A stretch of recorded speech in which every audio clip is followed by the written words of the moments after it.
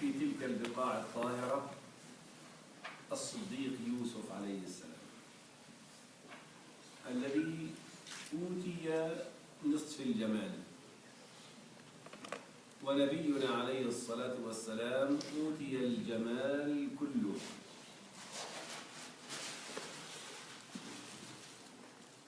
ويوسف هو ابن يعقوب ابن إسحاق ابن إبراهيم، النبي الكريم ابن الكريم ابن الكريم ابن الكريم، كما ورد في الحديث الصحيح.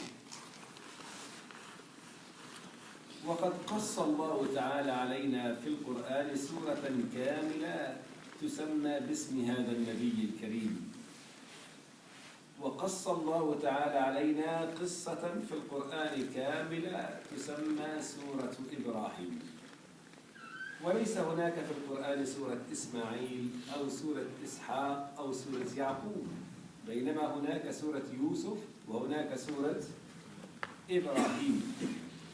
وسورة يوسف جاء فيها العبر وجاء فيها القصص وجاء فيها الرؤيا وفيها كل شيء، كل ما يخطر على بال الإنسان موجود في سورة يوسف عليه السلام. وانظروا كيف أن يوسف عليه السلام تحمل الأسى من بداية حياته. فيقول أهل الصلاح: من كانت بدايته إحراق نهايتها إشراق. من كانت بدايته إحراق نهايتها إشراق. فيوسف عليه السلام كانت بدايته صعبة مع إخوته، وكيف ألقي في غيابات الجب، وكيف باعوه في سوق الرقيق، وكيف ابتلي في بيت العزيز، وكيف ترقى إلى القصر وأصبح هو صاحب الأمر، وكيف وصفه الله تبارك وتعالى بأنه كان من المحسنين، وهي أرقى مراتب الإيمان والتعبد، مرتبة الإحسان.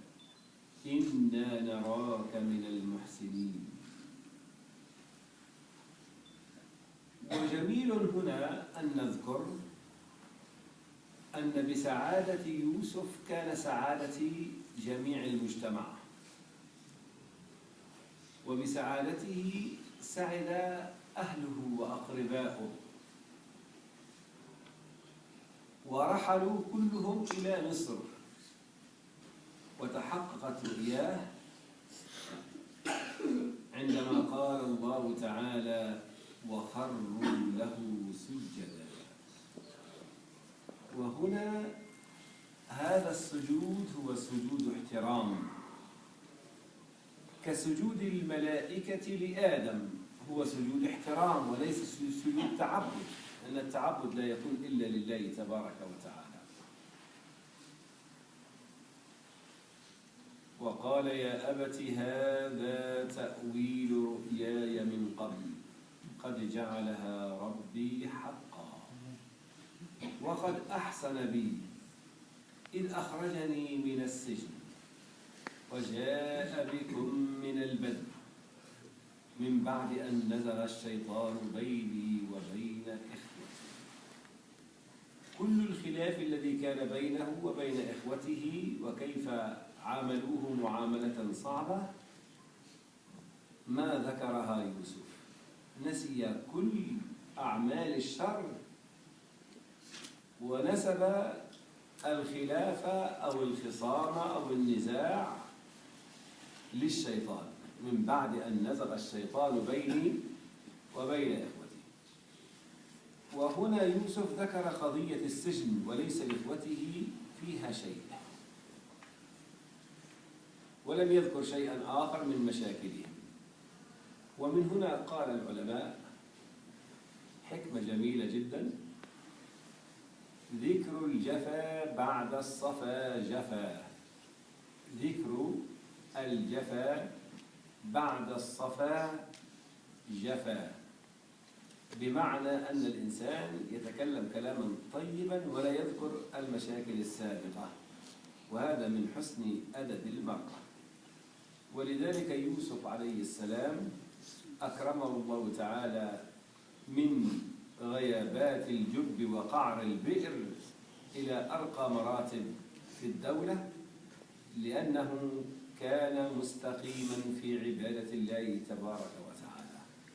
في هذه العائلة في غار الخليل عند إبراهيم عليه السلام حفيد من حفدته، الله تعالى قص علينا سورة كاملة من سور القرآن باسم حفيد إبراهيم عليه السلام.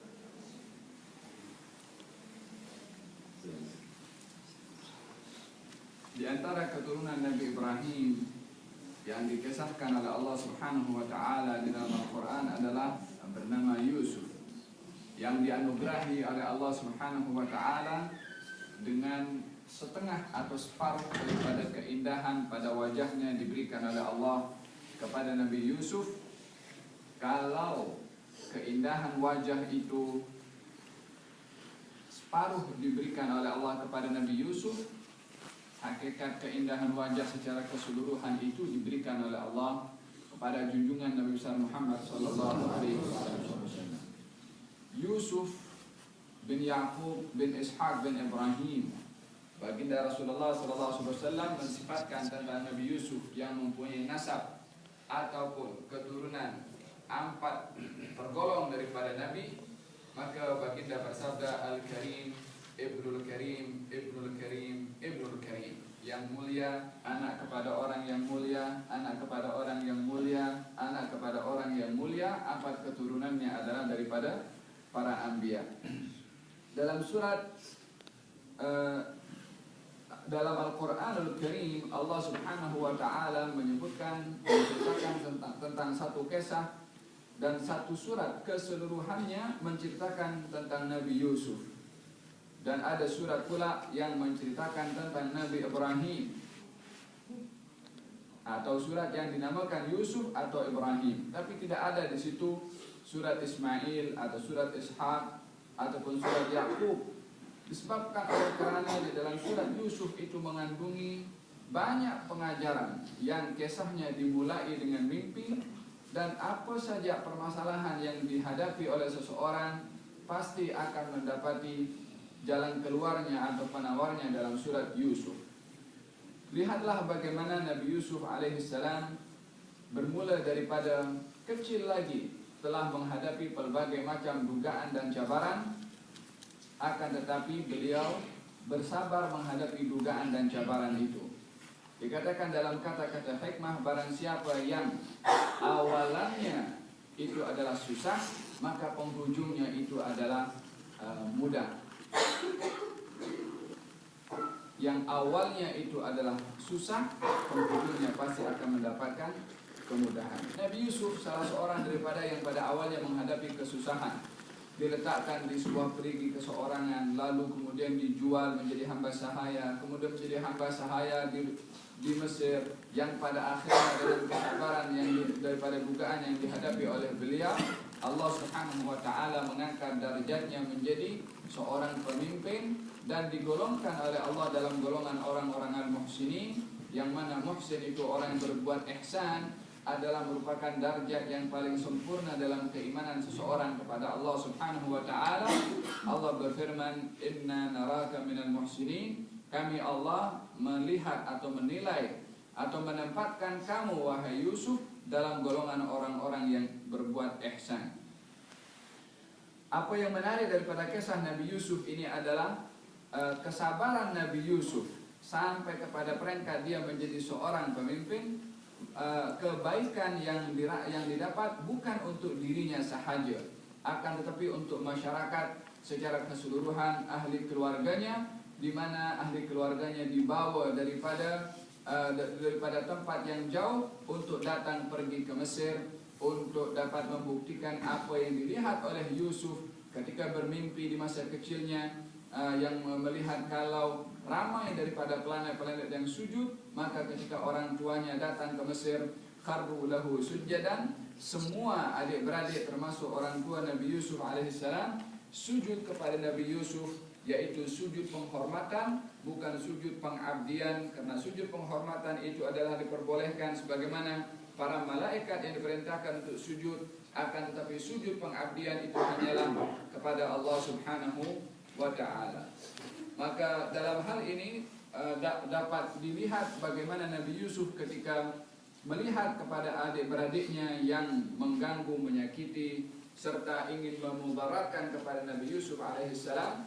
Ketika berkuasa Nabi Yusuf, barulah Nabi Yusuf berkata bahwasanya ini adalah merupakan takwil daripada mimpi saya, yang dahulunya bermimpi, dan apa yang berlaku kepada saya ketika saya diletakkan atau dimasukkan ke dalam penjara.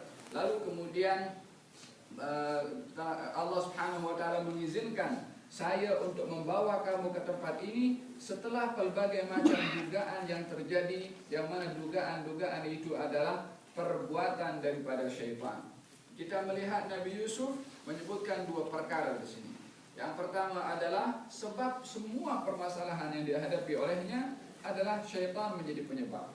Lalu yang kedua adalah Nabi Yusuf melupakan apa yang diperbuat oleh adik-beradiknya, oleh abang-abangnya, yang disebutkan hanya keberadaannya di dalam penjara sahaja, melupakan kesalahan orang lain, akan tetapi lebih fokus kepada apa penyebabnya, dan juga hanya menyebutkan tentang keberadaannya di dalam penjara yang merupakan juga perkara yang berat bagi Nabi Yusuf, tapi tidak menyebutkan perbuatan adik-beradiknya yang mencampakkan ke dalam perigi, yang lalu kemudian menjadi hamba sahaya yang berusaha untuk membunuh kepada Nabi Yusuf. Tidak disebutkan perkara yang sedemikian. Dikatakan oleh para ulama bahwasanya dzikrul jafa ba'da safa jafa, mengingati perbuatan buruk orang lain setelah kita itu tidak punya masalah kepada orang itu, mengingatinya adalah merupakan satu masalah. Yani mengingati kesalahan orang setelah kita melupakan kesalahan orang itu, kalau masih diingati, sama kita masih bermasalah dengan orang itu, bukan tidak ada masalah. Bagaimana melihat Nabi Yusuf alaihissalam daripada adabnya yang begitu tinggi, melupakan apa yang diperbuat oleh adik-beradiknya, hanya menyebutkan tentang keberadaan di penjara dan tidak dinisbahkan perbuatan itu kepada adik-beradiknya. Dan ini adalah merupakan hakikat hubungan seseorang yang baik kepada Allah Subhanahu wa ta'ala. Dan di Bandar Khalil, di situ ada kubur seorang yang Allah Subhanahu wa ta'ala kisahkan dalam Al-Quran secara keseluruhan, yaitu kubur Nabi Yusuf.